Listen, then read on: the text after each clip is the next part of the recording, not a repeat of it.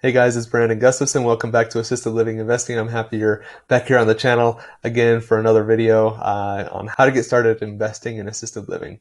I hope the last few videos have been helpful going through those tutorials, LoopNet, BizBuySell. They've been able to find some of that information, going through that agenda, how that works and everything. I hope those were valuable. Make sure you comment below and let me know if going through those things, doing tutorials and sharing content or sharing resources like that is helpful to you. This video is going to be more of me just talking to you back and forth a little bit, but I'm happy to get through and do some of those tutorial videos and help you see how some of those resources are going to work. So today we're going to talk a little bit about how to set up a virtual tour, what a virtual tour is, how it works, and how you can use a virtual tour to see a facility without having to go there and see it in person. So this is a tool obviously that I used because I was investing out of state. So I'm in Utah, I've got facilities in Colorado and Idaho, and trying to get there is going to be a pretty lengthy drive. You know, it's a 10 to 12 hour drive for me to get to my facility in Colorado Springs. It's a 6-hour drive to get up to Nampa, Idaho. And so just getting there it's a day or two for me to get to those facilities. But I wanted to see them. I wanted to make sure there was still something that was going to work for me. So we set up a virtual tour. So what a virtual tour is just coordinating with the seller and just walking through. It could be on FaceTime, it could be Google Meet, it could be a Zoom call. There are so many resources out there now that you can use to go ahead and have those types of conversations and to see the facility without physically being there. So that virtual tour is just a walkthrough. They'll take their phone with them and they'll just kind of walk around the facility and show you what's there, show you the room, show you what the kitchen is like, show you what's on the outside of the facility, just kind of walk you through the entire thing so you can get a feel for exactly what it looks like before you say, yeah, this is something I want to see in person, or yeah, this is something that I think we should pursue. That virtual tour is just key in helping you get started and finding the opportunity that's going to fit for you and finding a facility that works for you. The other awesome thing with a virtual tour is it gives you a whole lot more perspective that still photos just can't give you.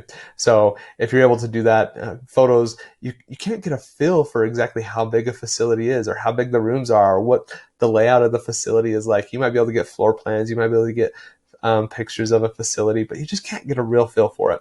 But doing that virtual tour, you can see what it's like. You can get a feel for how many steps people are taking between rooms, what the hallway is like. Is it really wide? Are you able to fit wheelchairs in it? Is it an open concept thing where you've got like a huge common room for everybody to join? How is the kitchen in relation to the rest of the room? Where's the dining room? How does that all lay out and what does it look like? Pictures just don't give you that. But doing the virtual tour, doing the virtual walkthrough is going to be able to get you that type of information. I'd also encourage you to, some of these facilities are going to do like an actual virtual tour where they have it on a website so you can go through and you can click through. Those, in my experience, are just like, they're good. They're better than pictures, but they are not the best. And being able to have somebody where you can have a conversation, be like, hey, could you go back? I wanted to see this. Or I had a question, like, what?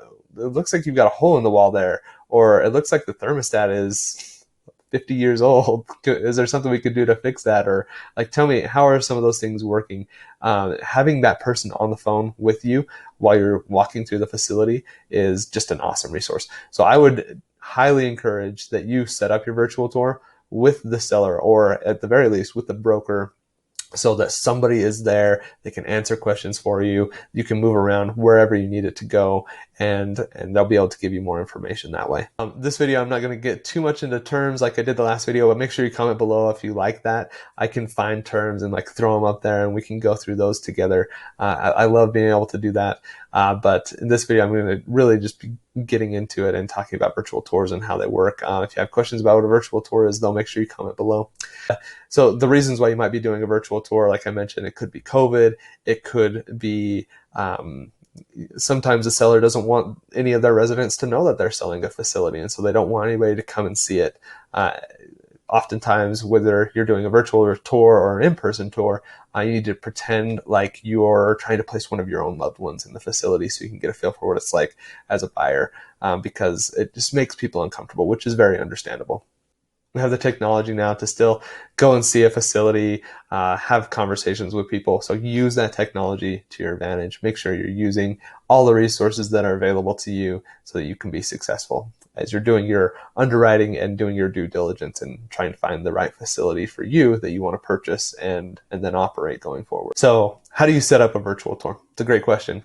So how do you set up that virtual tour? The first thing is to have a conversation with the broker. It could be your broker that you're working with. It could be the listing broker. That broker actually might be able to work with both of you, and that's totally fine. But talk with the broker. Make sure you set up an appointment that works. Don't just willy-nilly go out there and say, hey, I want to do a virtual tour of your facility and I need to do it in the next 30 minutes.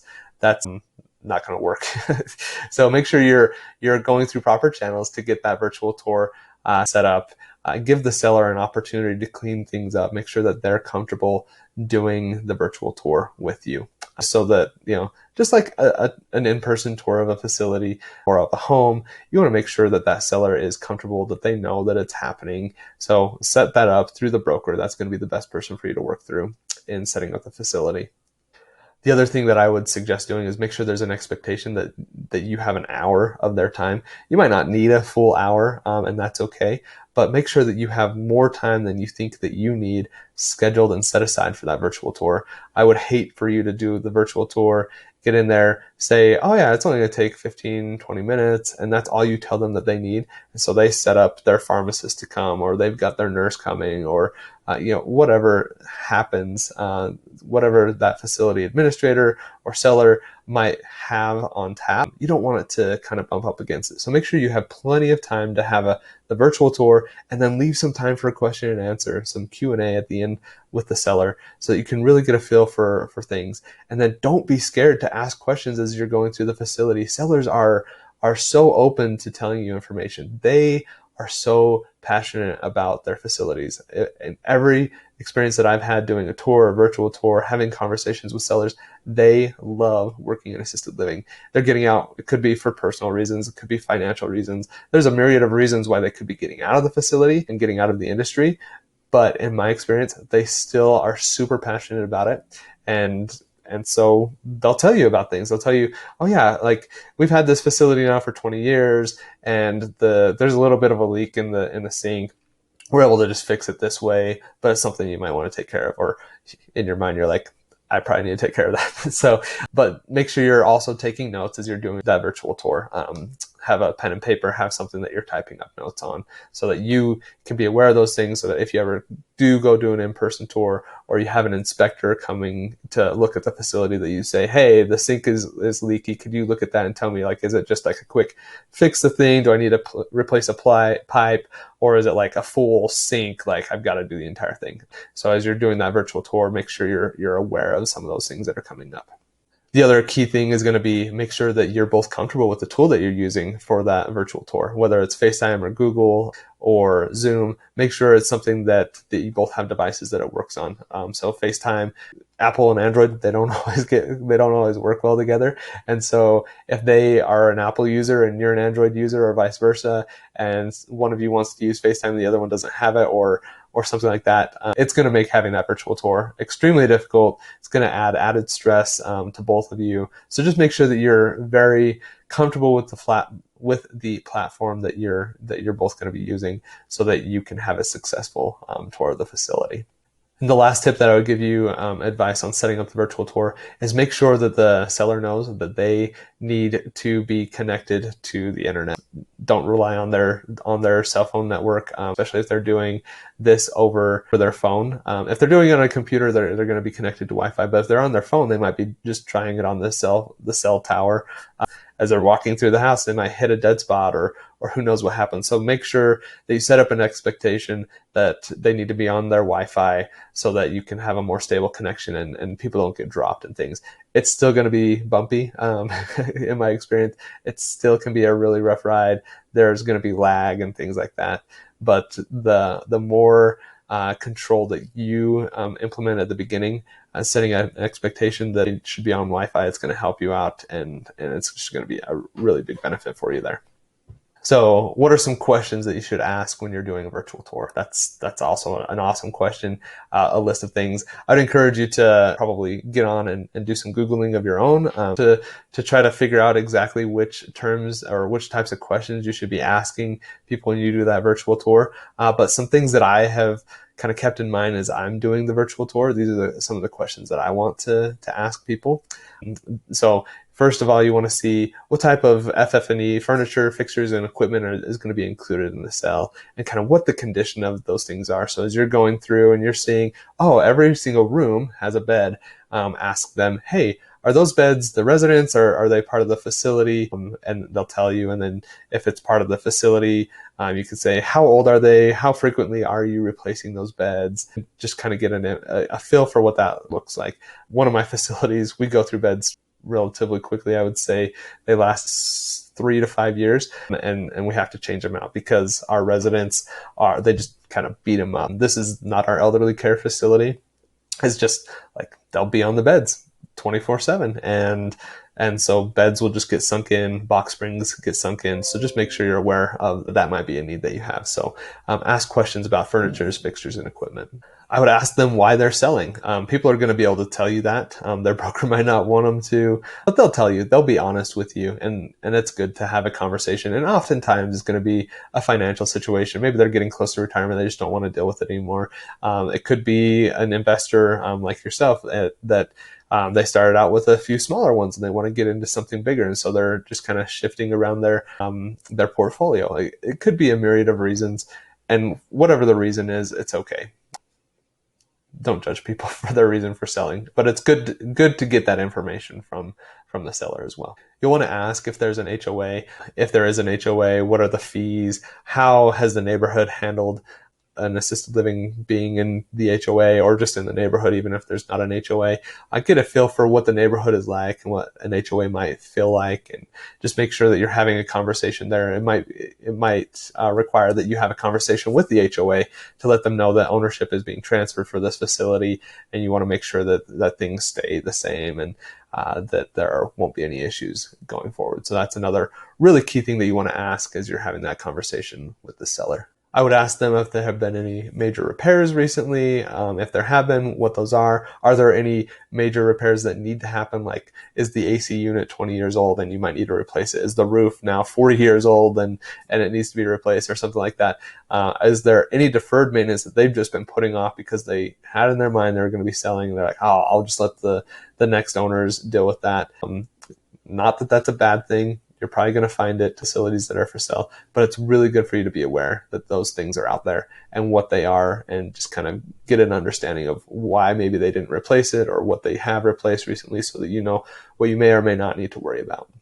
Specifically, I would be asking things around like the roof, HVAC, plumbing, those types of larger expenses that are going to be out there. You want to make sure that you have a good understanding. And also when you're doing a home inspection, that you're having those things covered and looked into. Make sure that you have a really good understanding of exactly what's going on at the facility in the house, so that if you get in and you're going to have to replace the roof in the next 5 years, that you can build that into your loan or whatever you need to do. That's something that's really important. Another thing with assisted living, oftentimes you're going to need to have a fire suppression system. I think in the states that I've worked in, that's a requirement. So I would ask them, do you have fire suppression in here? If not, like, why? Were you grandfathered in and so you didn't have to have it? I'm going to need to do it, or can I get grandfathered in as well? Fire suppression system, is it working? Is it up to date? Are you making sure that everything is checked out on an annual basis like it should be? Is the phone line in there? What kind of a phone line is connected to it? Like, those are really good questions to ask, and something that I have overlooked in the past. And so you want to make sure that you have a good understanding of that fire suppression system, and making sure that everything is kind of in place there. States are becoming more aware that that's something that needs to be there, and they're kind of clamping down on it. And so having good information on what that fire suppression system is like is just going to be beneficial for you as you move forward. I'd ask if there are any major issues with any of the appliances, if there's like a standalone freezer, fridge, washer, dryer, some of those types of larger units that are just a little more costly. What's the age? How are they functioning? That type of stuff. Make sure you're having questions there. Another one is, do the rooms have like individual AC units? Is it just like a general central air? Kind of what's the situation with the air conditioning, the HVAC in the facility, and what does that look like, and how have things been maintained? Are there records of it? And those are also really good questions to ask and just be aware of as you're going through the tour of the facility. Then some things that you probably want to try to take notice of as you're doing your tour of the facility, as best you can as you're doing a virtual tour. Can be hard to catch some of these things, but just try to take note of it. I think it's worth that. So take note of what the floors are like. Does it look like there are big stains on the floors? Is there mixed carpet, or do you have carpet in rooms and hardwood in other areas, laminate flooring? Is it hardwood or laminate flooring? Like, get a feel for that. What does the paint look like? How do the windows look? Do they need some attention? How old are the windows? That might be a question you could ask the owner. Are you going to need to replace windows soon? Like those types of things you want to try to keep an eye out for and see, are there any big cosmetic type issues that I need to get done to make it look like a really nice facility, is something that you'll want to be aware of. As they're doing the walkthrough, try to keep an eye. If you see any residents look happy, are they just sitting there not looking happy? Kind of get a feel for it. Is the seller interacting with the residents as they go through? Like, oh, hi, how are you? Are they inviting to them? Just kind of keep an eye on what those interactions look like. That's going to be really helpful to just kind of get a feel for what the culture is like in the facility, so that you know kind of what you're getting into and what the expectation might be there, the residents in the facility. Try to keep an eye on what the layout of the house is as they're walking through. Does it flow nicely? Are there good open common spaces for people? Are there a lot of halls that you have to go through and look like, and just kind of get a feel for what that layout looks like as you're doing that virtual walkthrough of the facility. Get a feel for what the size of the rooms are. Like, is it something where you've only got one bed in there and it's already really cramped? Is it a semi-private room where you've got multiple beds in there? Is there a lot of room? What's the closet space like? Some of those are kind of hard to look at when you're doing a virtual tour, but it's also kind of helpful to see, just kind of get a feel for what it looks like. Or do these rooms look like really like properly sized and they're perfect for it? There are rules and regulations around that, so you're not going to have just like a little tiny cramped room. You'll be able to kind of get a feel for what it looks like and make sure that the residents are comfortable and that it's something that you would be comfortable putting your loved one in.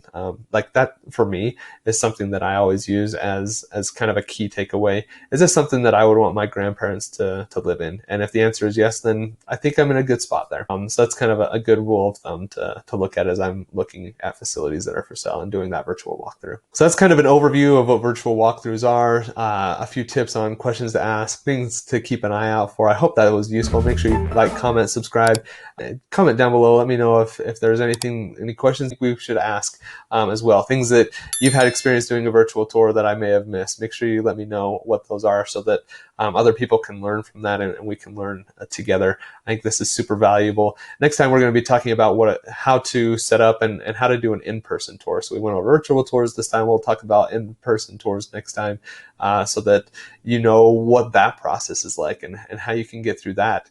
And a lot of the same things that we went over today, but you're going to be doing it in person. And so it's a little bit easier to catch some of those things and to go outside and see what it's like on the outside of the facility and really get a feel for what it looks like. So we'll go over that next time. Again, make sure you like, subscribe, and comment down below so that I can answer any questions that you have. Make sure you let me know if there are other videos that you want me to go over, if you have any questions, so I can reach back out and let you know and help you through your process of helping you find a facility.